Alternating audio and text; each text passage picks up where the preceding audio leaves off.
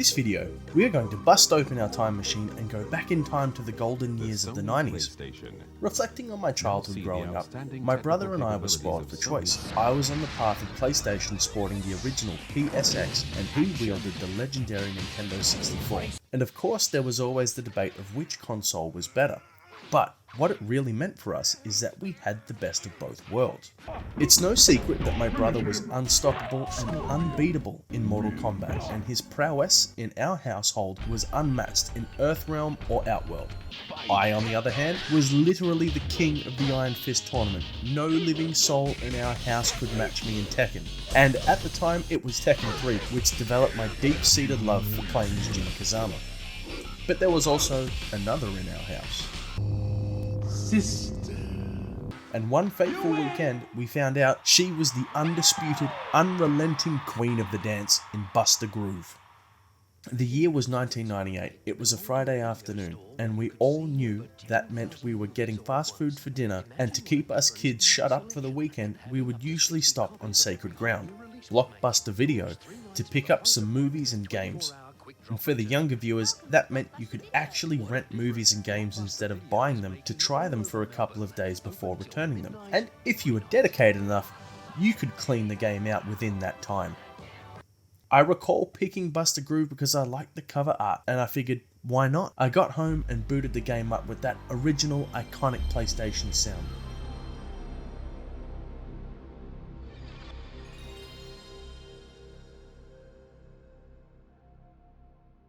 Launching into the game, now right away with the layout of the main menu, seeing 1 player and 2 player, I thought this might have been a new fighting game for me to master, and selecting my first character, getting thrown into the level, I found out how wrong I was.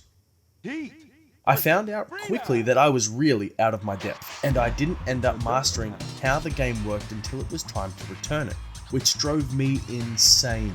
My sister heard my childhood rage fit and came to investigate. She took one look at the game and how I was getting stuck, and instantly she knew what to do. Now, you can imagine my frustration here. My sister, who isn't a gamer, smashing the shit out of a game where I couldn't. I was as salty as Gimli when he saw Legolas take out an elephant by himself.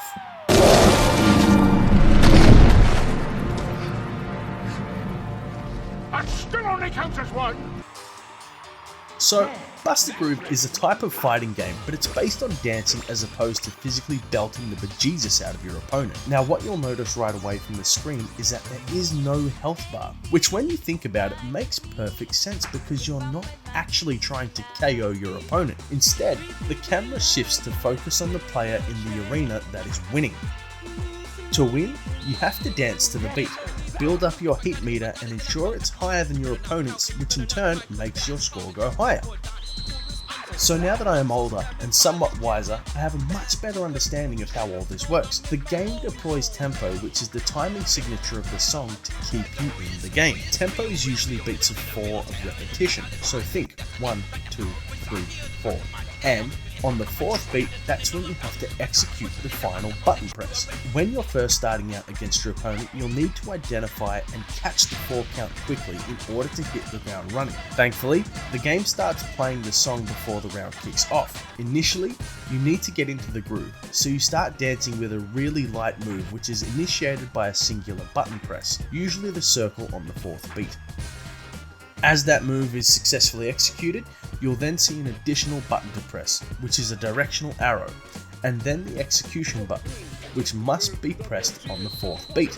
So really, you can press the directional buttons whenever you like, as long as you keep the beat in your head, and on the 4th beat, you push the execution button. The more you get right successfully in a row, the more input movements you will need to put in place. And up until about 4 directional buttons and an execution button press, I found what worked for me was following the beat. Once you have more input than 4 directional buttons, use the tempo and the gaps between the tempo for your input timing. Otherwise, it's easy to fall into the trap of thinking, I only have 4 seconds to put all this in, and you panic and miss the timing of the execution button, and in doing so, your chosen character falls out of sync and stops dancing like that awkward guy in the middle of a dance floor standing still. You know the type of person I'm talking about. Then you need to build back into that momentum of dancing again, which won't take too long as you retain that heat I mentioned earlier. So the heat gauge at the bottom of the screen is how long it will take to get more higher tier moves, which in turn gives you more focus from our camera, which acts as our health bar. Adding to this though, you and your opponent have access to attacking moves, which is used by pressing the triangle button to make your opponent come out of rhythm and lose their heat meter. Each character has their own unique attack, but in order to make a successful attack, you need to time this with the 4th beat, which will then take the entire tempo cycle to fire. The square button on the controller is your dodge ability. There is no blocking option, but if you time it right and execute the square button on the 4th beat, you will get out of the way of the incoming attack and retain your heat. It does mean abandoning your current move, but you won't lose any screen favor in the process. So the character lineup is as follows. Heat has a type of breakdancing style. When he attacks, he drops a flame onto his opponents. His level is a fire dance. Frida, she has a hip hop dance style, and to attack, she paints a wolf's head, which in turn bites the opposition, and her level is an artist shape. Strike has a more aggressive dance style, and to attack uses 2 handguns to shoot his opponents. His level is a prison. Ham has a modern style dance movement and attacks with a giant hamburger to squish his opponents. His level is a hamburger fast food chain.